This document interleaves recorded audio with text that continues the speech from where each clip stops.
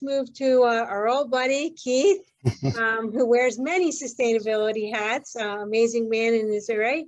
He's going to tonight to tell us about the horticultural happenings in South Jersey. Just a quick bio on Keith.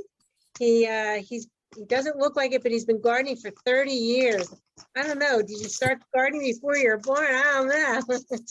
I appreciate that you think I'm that young. But he's been gardening for 30 years. He's a certified master gardener and certified watershed steward for the Penn State Extension of Philadelphia County. He currently serves as the president of the board of the Horticultural Society of South Jersey. You're on, Keith. Thank you, Val, and good evening, everyone. So I'm going to go over this relatively quickly to just save on time. So the Horticultural Society of South Jersey is a 100% volunteer-led organization. We promote education of a horticultural nature, and horticulture nature is very broad through various types of programming and activities. The primary way that we do that is through our speaker series. So through September through June, we have a monthly speaker. Most months, usually in December, we might have a members only activity, but most of the months through September through June, we have a speaker series. And we get speakers from all over the state. Sometimes we get speakers a little further out. And we do, I'd be remiss if I don't mention this. So the programming that we put together, I don't think it would be as good as it is if it wasn't for, I'm going to give a shout out to Gwen Bale, who's on tonight.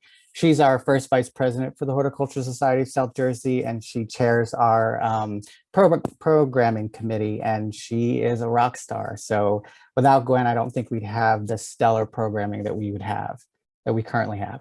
So aside from our speaker series, we also, we have a pollinator garden at Cherry Hills Croft Farm, where we showcase the different plants, and we're just getting that back up and running because they did some construction out there and they messed up the garden, so we had to replant it and put up new signage.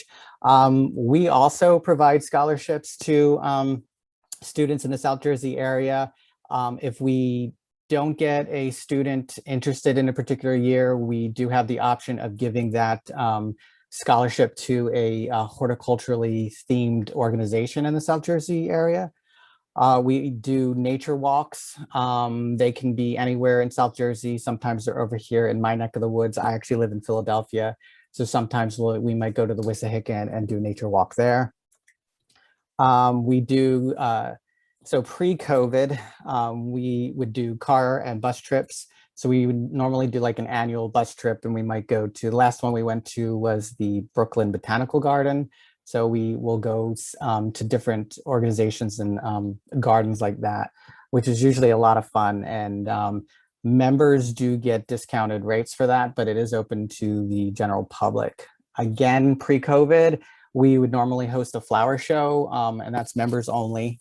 So we have not been able to do that for a while.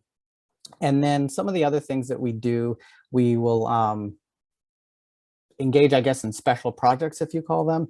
So for a few years, and then up until COVID happened, we were, I guess we planted and maintained, I guess, containers. I can't think of the word, at Marl Crest Post Office. So some organizations will reach out to us to help facilitate things of those nature. And the recent one that we just did, which was pretty big.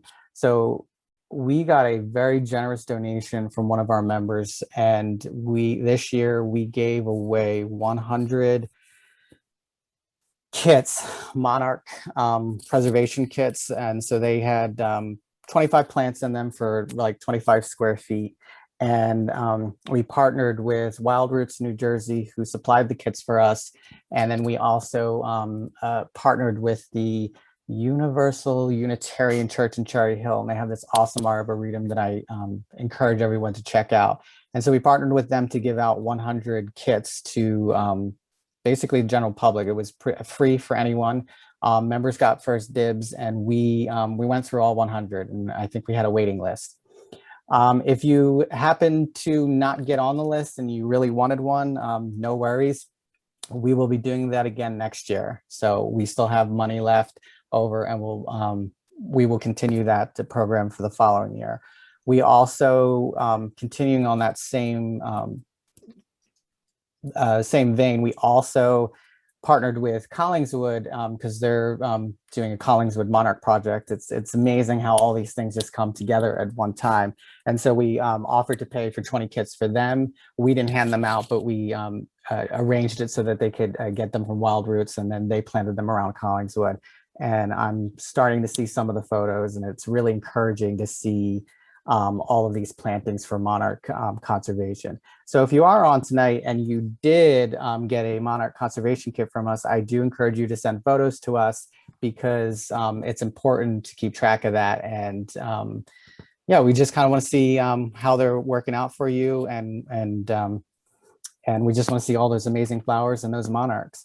And the last thing I'll leave you with, we are actually next year, 2022, the Horticultural Society of South Jersey will be celebrating 100 years. We have been around since 1922, and we are excited to see what we are going to do in the next 100 years. I don't think I'll be president in the next 100 years, but I'm excited to see what we're going to do.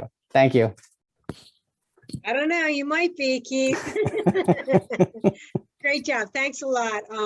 Thank you for everything you're doing to sustainability in the region.